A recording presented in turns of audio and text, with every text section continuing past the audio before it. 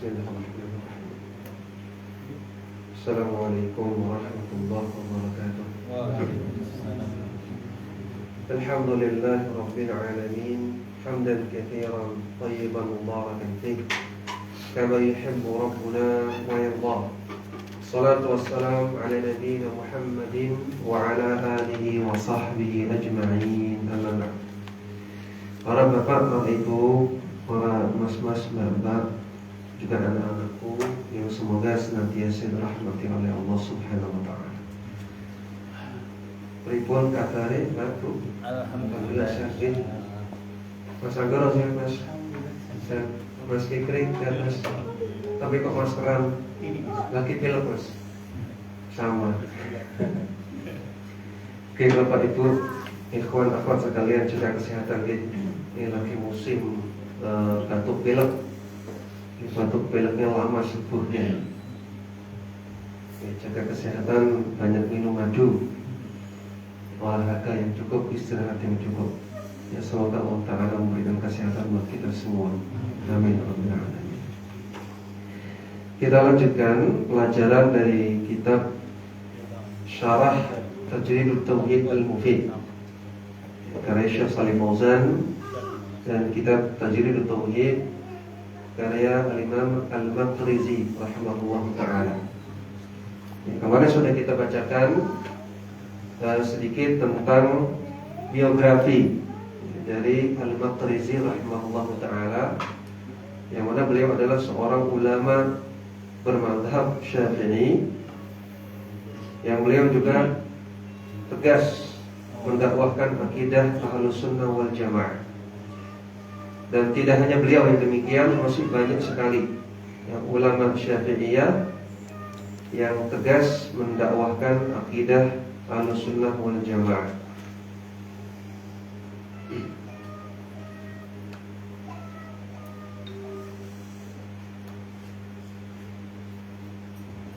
Nah, sekarang kita akan membaca syarah dari Syekh Shalih Fauzan. Beliau masih di sini, masih kita baca muqaddimahnya tentang urgensi kita mempelajari tauhid.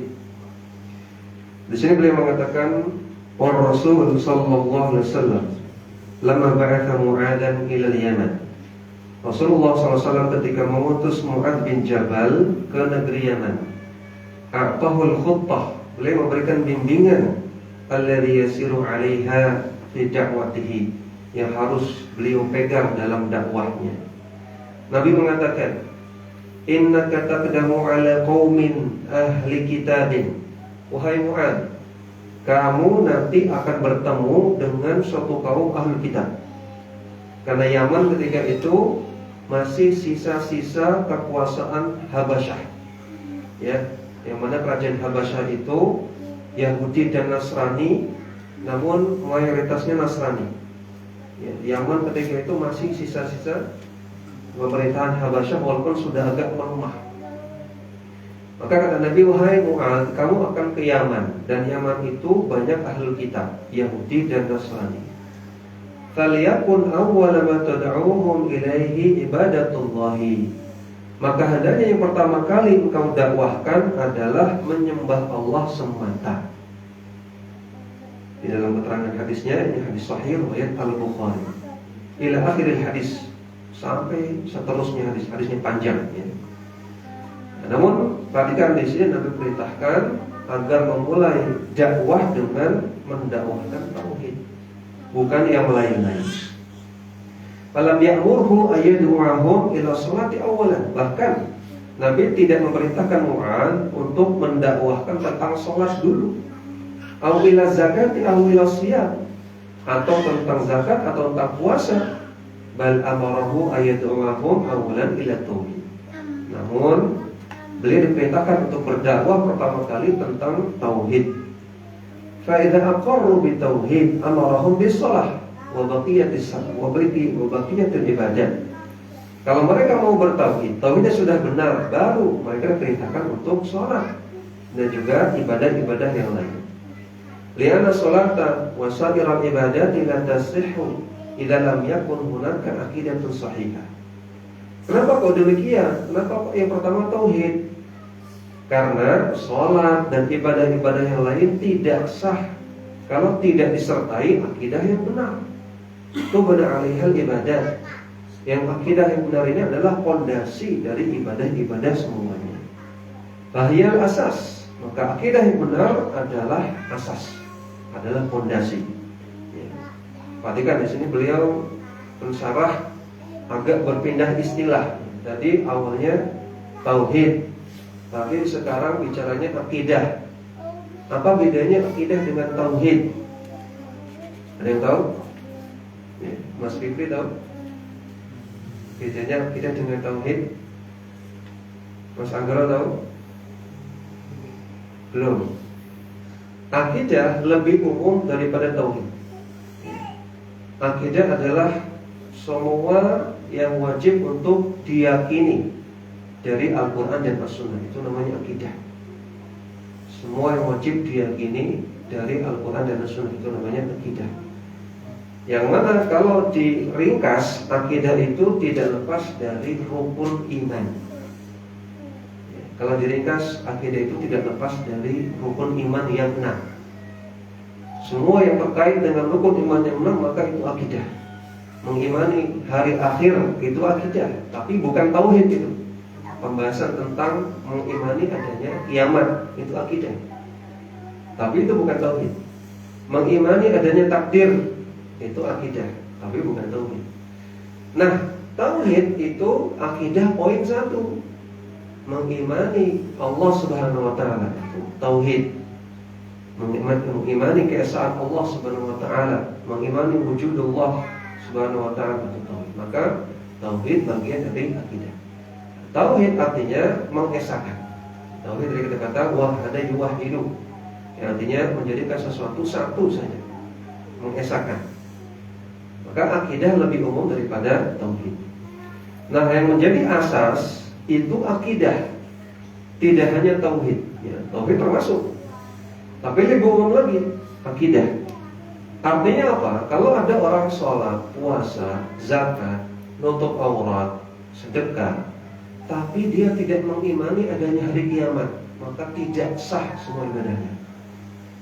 Kalau ada orang dia sholat, puasa, nutup aurat, zakat, sedekah, tapi dia tidak mengimani takdir, tidak sah semua ibadahnya.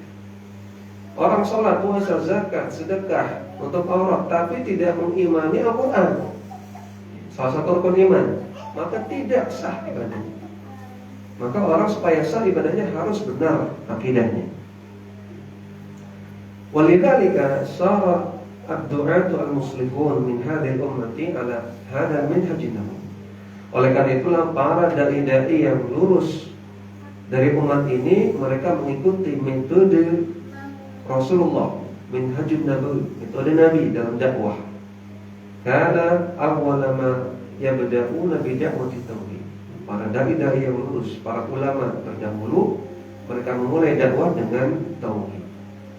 Fa idza istajaba lahum an-nasu wa akhlasul ibadata lillah wa taraku syirka amaruhum bi baqiyatil awamir wal ibadah. Kalau masyarakat yang didakwahi mau menerima dakwah tauhid, mereka mau mengikhlaskan ibadahnya kepada Allah, meninggalkan syirik, baru diperintahkan untuk melakukan perintah-perintah yang lain dan ibadah-ibadah yang lain. Li'annaha la budda an tanbani 'ala asasin sahihah. Karena ibadah-ibadah yang lain harus dibangun di atas fondasi yang benar. Hadza huwal minhaj fi dakwah. Inilah manhaj dakwah. Manhaj itu artinya metode. Manhaj itu artinya cara beragama.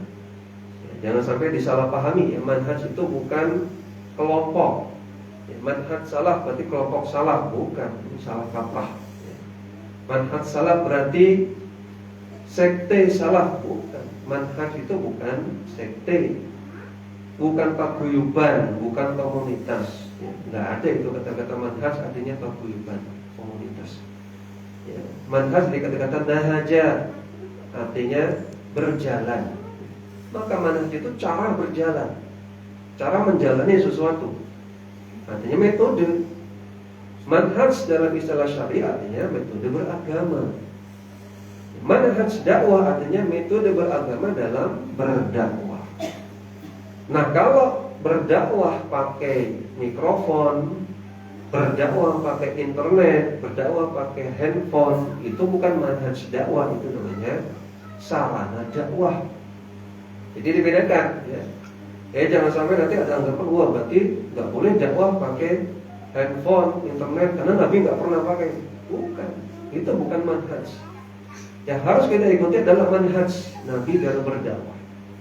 Salah satu manhaj Nabi dalam berdakwah adalah mendakwahkan tauhid dulu, menjadikan tauhid sebagai prioritas utama. Dan manhaj dakwah tidak hanya satu, tidak hanya ini kalau dibahas akan panjang.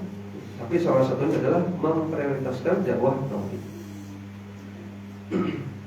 Lianna ahlul huda wa hadha huwa al-manhaj fi ad-da'wah wa amma al-manahij ad-da'wiyah allati yusammunaha wallati tahmalu at-tauhid wa tahmashuhu wa yaqulu. Adapun manhaj dakwah yang lain yang mereka membuat label-label sendiri dan mereka menihilkan dakwah tauhid dan mengenyampingkan dakwah tauhid, wa yaqulu, dan mereka mengatakan an-nasu muslimun, masyarakat kan sudah Islam semua, wala hajata ila annahum yad'un ila al-aqidah, maka enggak perlu lagi lah dakwah akidah.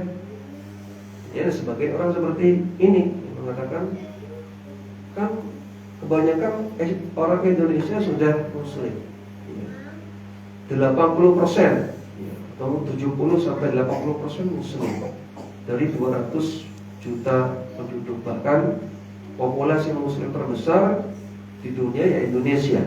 Nah, ngapain kita dakwah tauhid lagi? Ngapain kita dakwah akidah lagi? Ini ada orang mengatakan seperti ini. Nah, maka kita katakan, sudah jawab, la yakununa muslimina illa idza sahhahu al-aqidah. Mereka tidak dikatakan muslim sampai mereka memperbaiki akidahnya. Amma mujarradu annahum yantasibuna ila al-islam aw yusallun aw yasumun ila akhirih min al-ibadat wa hum lam yusahhihu al-aqidah. Adapun mereka sekadar ngaku Islam KTP, atau mereka sekadar sholat, atau sekadar puasa, atau ibadah-ibadah yang lain, tapi tidak memperbaiki akidah, wa ya'buduna al-qubur, dan mereka menyembah kubur, wal adrihata, menyembah situs-situs keramat, wa ghairu dzalika, dan yang lainnya, fa haula'i laysu muslimina. Maka orang-orang yang melakukan itu bukanlah muslim sama sekali. Hada min nahiyatin, ini sisi yang pertama. Maka ini jawaban pertama. Kenapa kok di negara muslim kita masih mendakwakan akidah, masih mendakwakan tauhid? Karena realitanya banyak yang hanya ngaku muslim, tapi pada realitanya status muslim itu kita tidak tahu apakah masih ada dalam diri mereka atau tidak, apakah mereka muslim beneran atau tidak. Namun ini bukan berarti kita mengatakan hukum asal masyarakat itu kafir, bukan. Ini dijelaskan juga oleh Syekh Shalih Fauzan di kitab yang lain, bahwasanya hukum asal seorang muslim adalah salamatul aqidah, salamatul mu'taqad. Hukum asal seorang muslim adalah akidahnya tidak bermasalah. Jadi kalau kita ketemu orang di jalan yang kita nggak kenal, ya di Sendawa ini, pakai pecis, pakai sarung, ya kita husnuzon dia muslim yang akidahnya tidak bermasalah. Selama kita belum kenal, kita ketemu orang baru, ketemu teman baru, kita tahu dia muslim, ya maka kita husnuzon dia muslim yang benar, muslim yang akidahnya benar. Sampai kita tahu informasi yang lain. Setelah bergaul lama, ternyata kita tahu dia suka berdoa, minta ke kuburan. Lalu kita katakan ini kemuslimannya diragukan. Jadi hukum asal orang muslim yang kita temui, hukum asalnya muslim. Bukan maksudnya tidak bermasalah akidahnya. Jangan sampai punya anggapan hukum asal orang Islam di negeri kita kafir, bukan. Ini khawarij. An-nahiyah tsaniyah, sisi yang kedua, Law kanu muslimina aydan fahum bihajatin ila an yata'allamu at-tauhid wa ya'rifu diddahu. Andaikan benar masyarakat kita sudah muslim benar muslim, tidak hilang status muslim dari dirinya, maka mereka pun tetap butuh untuk belajar tentang tauhid dan butuh untuk mengenal lawan dari tauhid, yaitu syirik. Hatta la yakhillu bidzalika, sehingga status muslimnya tidak hilang, tidak cacat. Fal muslimu bihajatin ila ta'allumil aqidati wa bayaniha lahu. Maka seorang muslim sangat-sangat butuh untuk belajar akidah dan butuh untuk dijelaskan akidah. Hatta la yaqa fi syirki wa huwa la yadri. Sampai dia tidak terjatuh ke dalam kesyirikan dalam keadaan tidak sadar. Jadi andaikan benar masyarakat kita sudah muslim murni, muslimnya sudah mantap mapan, maka tetap perlu belajar akidah, tetap perlu belajar tauhid. Para sahabat saja yang sudah dijamin surga tetap belajar akidah, tetap belajar tauhid. Apalagi kita yang tidak dijamin surga. Bukankah kita tahu hadis? Inna rajula la ya'malu bi'amali ahli al-jannah hatta bainahu wa bainal jannati illa dira'. Thumma yasbiqu alaihi al-kitab fa ya'malu bi'amali ahli an-nar fa yadkhulha. Ada seseorang yang dia selama hidupnya mengamalkan amalan-amalan penduduk surga, amalan-amalan soleh, amalan-amalan baik, muslim yang soleh. Sampai-sampai kata Nabi seolah-olah antara dia dengan surga tinggal sejengkal lagi, dikit lagi masuk surga. Tapi beliau didahului oleh takdir. Catatan takdir berkata berbeda, sehingga dia akhirnya mengamalkan amalan penduduk neraka di akhir hidupnya, kemudian mati, kemudian akhirnya masuk neraka. Nah, kita nggak bisa aman dengan kondisi seperti itu. Jadi andaikan masyarakat kita muslimnya sudah mapan, sudah bagus, murni, tapi apa yang bisa menjamin itu bisa berlangsung terus sampai mati? Nggak ada yang bisa menjamin. Maka kita terus perlu menjaga status kemusliman kita dengan cara mempelajari tauhid, mempelajari akidah. Fal muslimu aidan bihajatin ila an yata'allam hadhihi al-aqidah. Maka seorang muslim pun sangat butuh untuk belajar akidah. Wa ya'rifu ma yudaduha wa yusiduha. Dan mengetahui apa saja lawannya dan apa yang merusak tauhid. Fala ghina 'anil tauhid. Maka sangat-sangat butuh untuk belajar tauhid. Wala budda min ta'allumihi wa ta'limihi wa nashrihi bainan nas.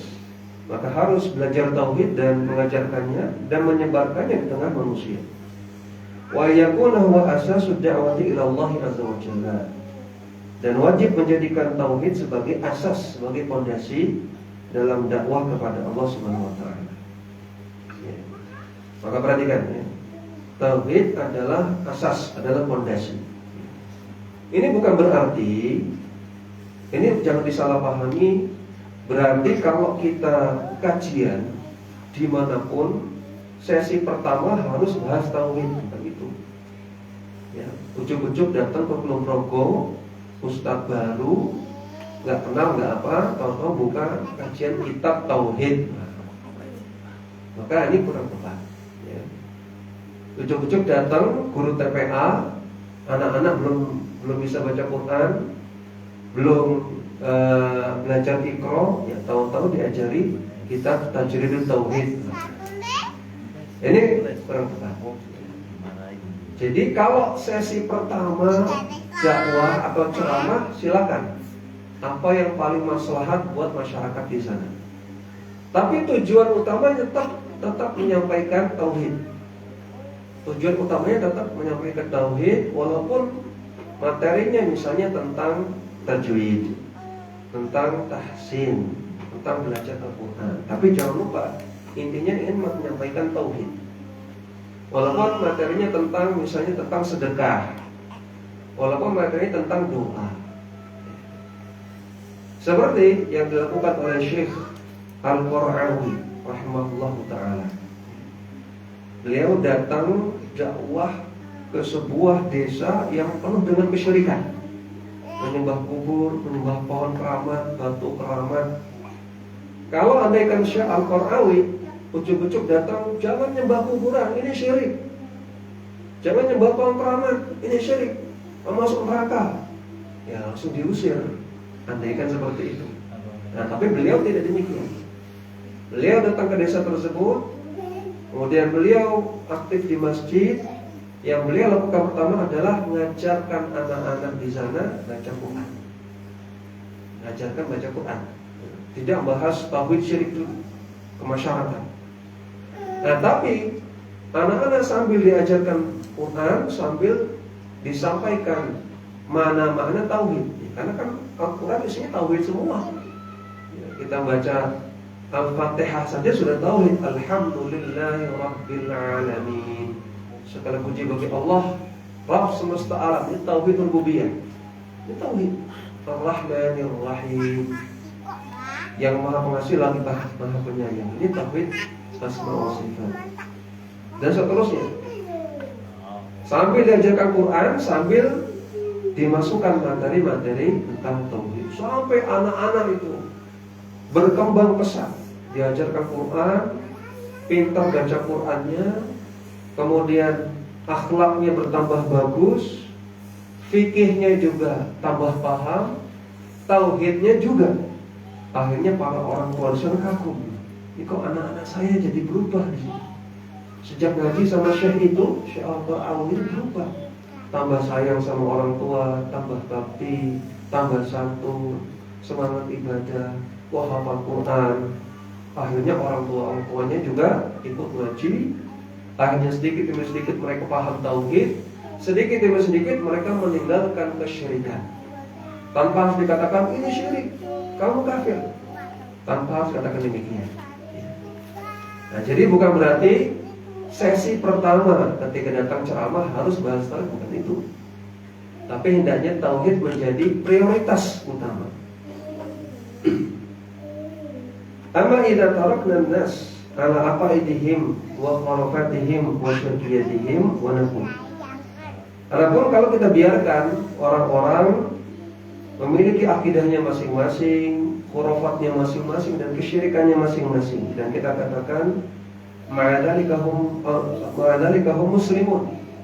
Walaupun demikian mereka muslim. Sudahlah, biarilah masyarakat kita dengan keyakinannya masing-masing. Yang kejawen ya biarin kejawen, yang masih nyembah Nyi Roro Kidul ya silakan nyembah Nyi Roro Kidul, yang masih nyembah penunggu Merapi ya silakan, yang masih nyembah yang lain-lain ya silakan, dan tetap kita namakan mereka muslim.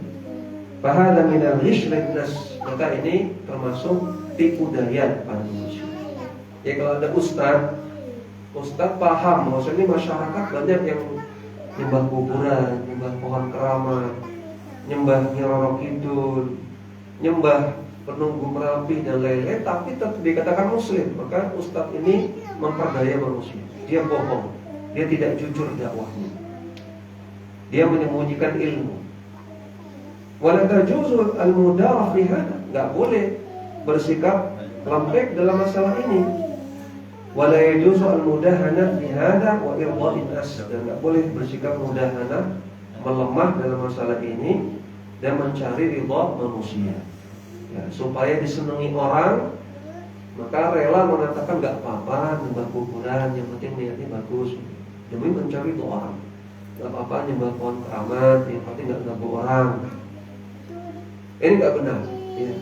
Seorang dai yang lurus, dai yang ikhlas, ustadz yang ikhlas, katakanlah kalau benar itu benar, salah itu salah. Kalau syirik ya katakan syirik, kalau tauhid ya katakan tauhid. Enggak boleh demi untuk mencari ridha manusia, mencari pujian, kesenangan dari manusia, mengatakan yang berbeda. Nabi mengatakan, "Man iltamasa ridhan nas bi sakhatillah, maka sakhitallahu alaihi wa askhatu alaihi nas." Siapa yang mencari ridha manusia tapi dengan membuat Allah murka, maka Allah akan murka kepada dia, dan Allah akan bikin orang-orang juga murka sama dia. Double ruginya. Ya, demi mencari pujian orang, supaya disenangi orang, harus melakukan yang dilarang oleh Allah. Maka Allah murka, ini rugi yang pertama. Dan Allah akhirnya akan membuat orang-orang murka juga sama dia. Ini rugi yang kedua. Tapi man tamasa ridallah bi sakhatin nas, radhiyallahu anhu wa arda 'alaihi nas. Siapa yang mencari ridha Allah, walaupun orang-orang enggak senang, maka Allah akan senang sama dia, dan Allah akan bikin orang-orang senang juga sama dia. Bukankah hati manusia itu di tangan Allah Subhanahu wa taala? Qulubun nas baina asabi'ir rahman. Hati manusia itu di antara jari jemari Allah Subhanahu wa taala. Yuqallibuhu ma yasha. Allah bisa balikan kapan saja. Ya, bisa sore ini orang benci sama kita karena kita istiqomah menjalankan agama, besoknya senang sama kita. Allah bisa balik hatinya. Ini jangan khawatir kalau kita menjalankan yang benar, walaupun dinyinyiri oleh orang, walaupun diejek oleh orang, sabar. Yakin Allah pasti akan balik hati mereka, sehingga mereka juga akan menyenangi apa yang kita senangi. Amma ayyakula lastu qadiran ala idha'in nas aw ta'arrudi li aqaidihim fayudhunani wa yadribunani ila akhirih. Kaifa yakunu hadha da'iyatan? Kenapa mengatakan saya enggak mungkin menghadapi gangguan dari manusia, dari orang-orang, dan saya enggak bisa mengubah akidah mereka. Nanti mereka akan ganggu saya, nanti mereka akan mukuli saya, dan yang lainnya. Maka kata Syekh Shalih Fauzan, "Kaifa yakun hadza da'iyah?" Bagaimana mungkin orang seperti ini dikatakan dai? Ini terlalu lemah. Ya, takut dengan gangguan orang. Ya, takut dengan ecehan orang. Ada yaitu la budda ayya'tarida limudayafat wal mu'aradat. Seorang yang berdakwah itu pasti akan menghadapi kesempitan-kesempitan, akan menghadapi rintangan-rintangan, pasti gitu. Kalau jenengan nggak mau ketemu kesulitan, nggak mau ketemu rintangan, ya sudah, diam aja di rumah dah. Ya, nonton TV udah. Diam di rumah, ngemil-ngemil, minum es. Nggak usah dakwah, nggak akan ada yang melusuri. Tapi kalau hanya dakwah, mencari pahala, pasti ada rintangannya. Rasulullah SAW beliau Quran apa? Akhlaknya paling bagus, cara dakwahnya paling strategis, paling efektif, paling hikmah, kata-katanya paling lembut. Beliau paling ikhlas dakwahnya. Beliau orang yang paling diridhai oleh Allah Subhanahu wa taala, tapi tetap saja banyak rintangan dakwahnya. Maka kita sekarang di zaman ini kok ingin dakwah tapi nggak ketemu rintangan, gimana? Ya sudah, diam aja di rumah, ngemil, minum es. Ya, kalau nggak ingin ketemu rintangan, pasti ketemu rintangan. Walakin alaihi ayasbiru ala hadza. Namun harusnya seorang dai itu sabar. Wa ma asabahu fa huwa fi sabilillah azza wa jalla. Semua yang menimpa dia maka menunjukkan dia ada di jalan Allah Subhanahu wa taala. Wa qara'na fi tarikh an katsir min ad-du'a ila Allah bada'an bir Rasul sallallahu alaihi wasallam annahum udhu wa haddadu. Dan kita membaca sejarah, banyak sekali para dai yang mengajak kepada agama Allah dimulai dari Rasulullah SAW.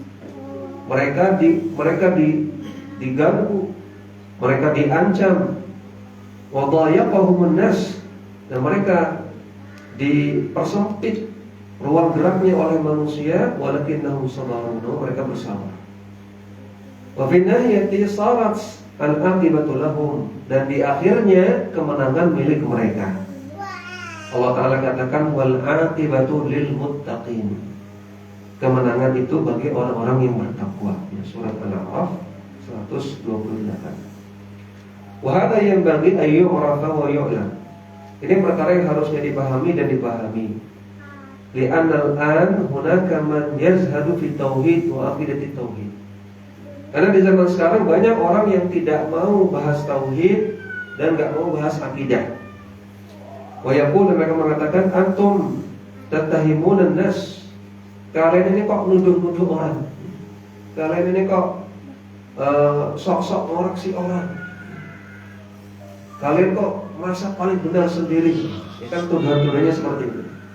Antum tukafirun nas, oh, kalian ini kok suka mengkafir-kafirkan orang. Ayyuhumul ladzi yanfa'un nas, maka kita katakan mana yang lebih manfaat bagi manusia?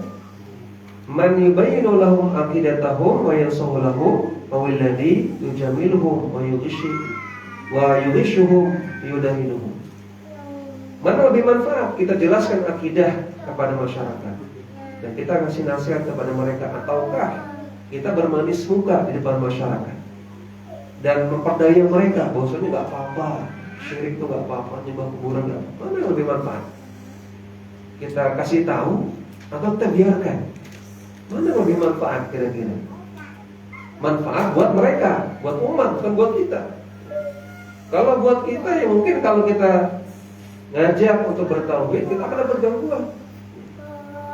Kita akan dapat gangguan, kita akan mudarat. Tapi kita pikirkan umat, apa yang manfaat buat mereka. Fahadal ladzi fil haqiqati yughishun nas. Maka orang yang membiarkan orang tetap berada kesyirikan, tetap berada dalam akidah animisme, dinamisme, penyembahan kepada jin, penyembahan kepada kuburan dan lain-lain, ini sebetulnya dai yang sedang memperdaya umat. Kaifa yakunu da'iyatan huwa kadzalik. Bagaimana mungkin dia dikatakan sebagai dai atau ustaz? Maka para hadirin sekalian rahimakumullah, ya, di zaman sekarang sulit menjadi seorang dai yang benar-benar ikhlas, yang mendakwahkan masyarakat kepada Allah, bukan mendakwahkan masyarakat kepada dirinya. Banyak di antara dai Allah musta'an mendakwahkan masyarakat kepada dirinya. Gimana caranya supaya saya dapat banyak follower? Gimana caranya supaya orang-orang senang sama saya? Sehingga yang disampaikan adalah hal-hal yang membuat masyarakat senang, ya, yang lucu-lucu, ya, yang kata-kata yang indah-indah, yang quotable. Bahkan terkadang ada yang sampai nyanyi-nyanyi, ya, bahkan kadang ustadznya dandan seganteng mungkin supaya banyak fansnya, para ikhwat-ikhwat, para akhwat-akhwat muda. Ada yang punya style khusus, ada yang muter-muter, ada yang Allah musta'an, ya.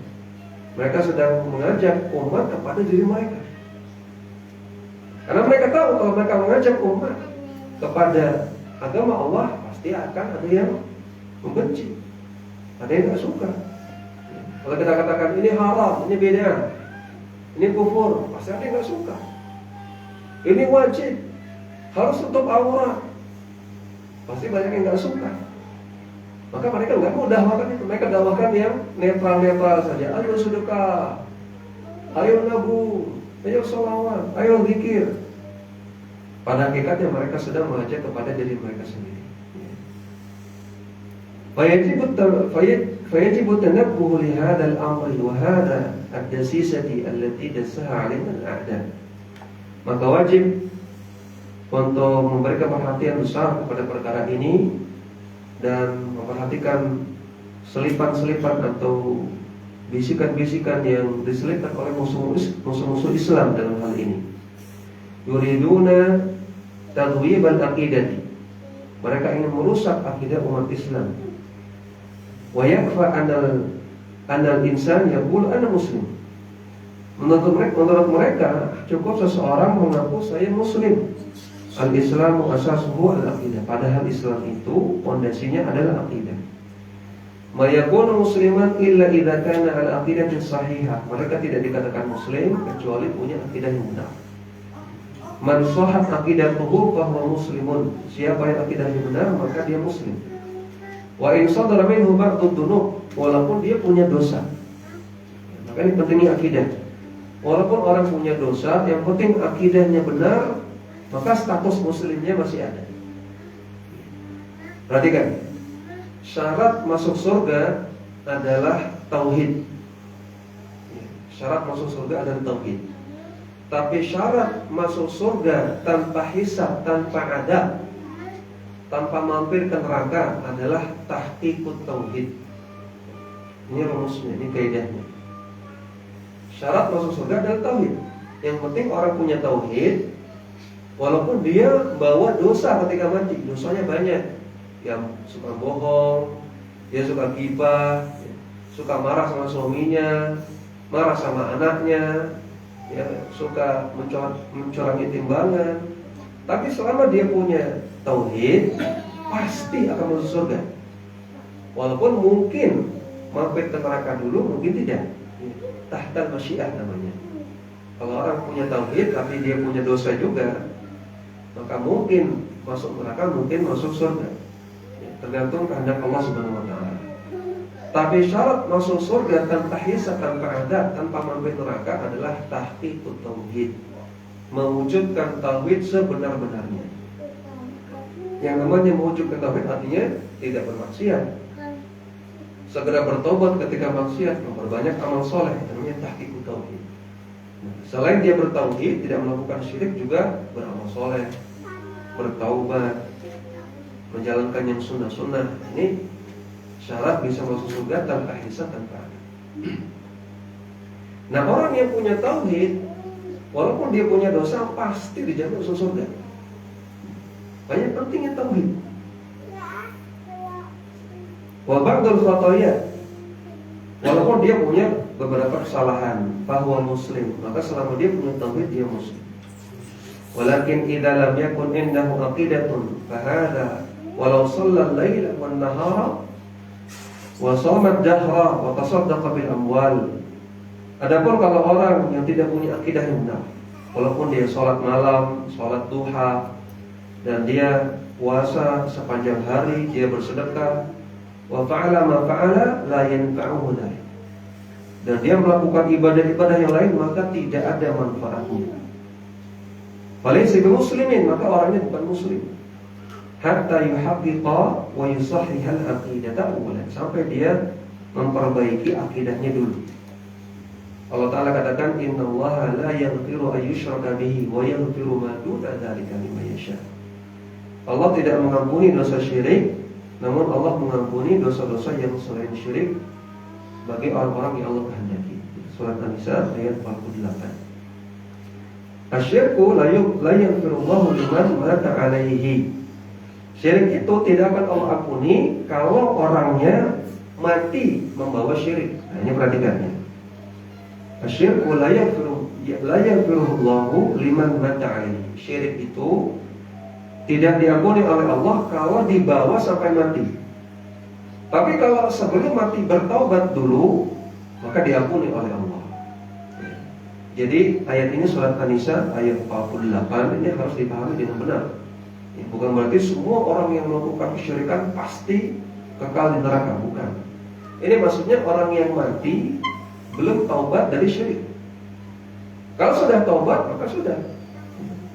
Umar bin Khattab dahulu melakukan kesyirikan, ya, sebelum masuk Islam. Beda dengan Abu Bakar As-Siddiq, beda dengan Ali bin Abi Thalib. Sebelum masuk Islam nggak pernah menyembah berhala, nggak pernah melakukan kesyirikan. Tapi Umar pernah, ya. Dan juga sahabat-sahabat lain pernah sebelum masuk Islam.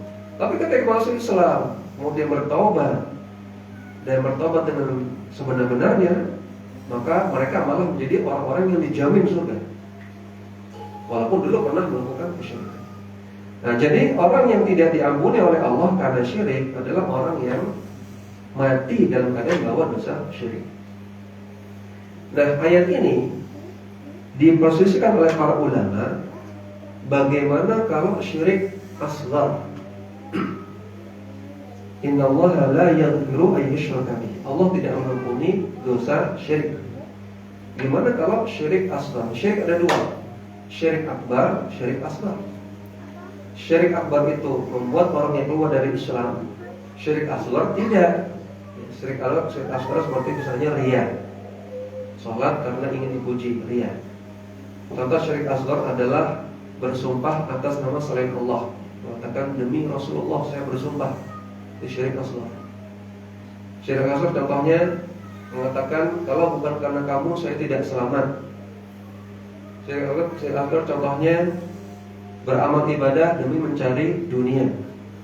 Nah, orang yang mati dalam keadaan membawa dosa-dosa ini, apakah tidak diampuni juga? Ada khilaf di antara ulama. Ya. Sebagian ulama mengatakan ini diampuni. Ya. Ini tahta afam, bukan diampuni, tahta masyiah juga. Ya. Jadi yang tidak diampuni hanya syirik akbar saja. Yang pasti tidak diampuni syirik akbar saja. Kalau syirik asghar tahta masyiah, bisa jadi diadab, bisa jadi tidak. Sama seperti dosa-dosa yang lainnya. Ini pendapat yang dikuatkan oleh Syekh Muhammad bin Shalih Al-Utsaimin. Sebagian ulama mengatakan syirik asghar juga tidak diampuni. Ini pendapat yang dikuatkan oleh Syekh Al-Qara'awi, Abdul Aziz Al-Qara'awi, ya, penulis kitab Al-Jadid. Syirik asghar tidak diampuni, tapi tidak kekal di neraka. Artinya orang yang membawa syirik asghar pasti diadab neraka, tapi tidak selama-lamanya. Yang diadab selama-lamanya hanya syirik akbar. Tapi karena syirik asghar termasuk syirik, dan di sini ayatnya mengatakan innallaha la yaghfiru ayyushraka bihi. Allah enggak ampuni dosa syirik, maka syirik asghar juga enggak diampuni. Harus diadab dulu sampai habis dosanya baru masuk ke surga. Jadi ada khilaf di antara ulama dalam masalah ini. Adapun orang yang sebelum meninggal sudah bertaubat, maka Allah pasti ampuni. Ya. Allah Ta'ala berkata dalam Al-Quran, innallaha yaghfiru dzunuba jami'a. Allah Ta'ala mengampuni semua dosa, ya, sebesar apapun, walaupun dosa syirik. Nabi mengatakan, at-taibu minadz dzambi kaman la dzamba lahu. Orang yang bertobat dari suatu dosa, maka dia sama dengan orang yang tidak pernah berbuat dosa itu. Ya, jadi kosong-kosong lagi. Maka orang yang bertobat dari syirik sama dengan orang yang tidak pernah berbuat syirik sama sekali. Ya, maka kalau andaikan di antara kita ada yang pernah melakukan kesyirikan, baik syirik akbar maupun syirik asghar, segeralah bertobat hari ini juga. Dan kalau ada keluarga kita, ya, orang tua atau suami atau istri atau karib kerabat kita yang masih melakukan kesyirikan, maka segera kita dakwahi, kita nasihati untuk bertobat sebelum ajal menjemput mereka. Kita dakwahi terus, ya, sebelum terlambat. Innallaha yaqbalu taubatal 'abdi ma lam yughargir. Allah Ta'ala menerima taubat seorang hamba selama nyawanya belum sampai di kerongkongan, ya, selama masih hidup. Nanti kalau nyawa sudah di kerongkongan, otak itu masih jalan, otak masih bisa mikir, tapi sebentar lagi mati. Maka kata para ulama, ketika itu baru orang-orang itu baru nyesel.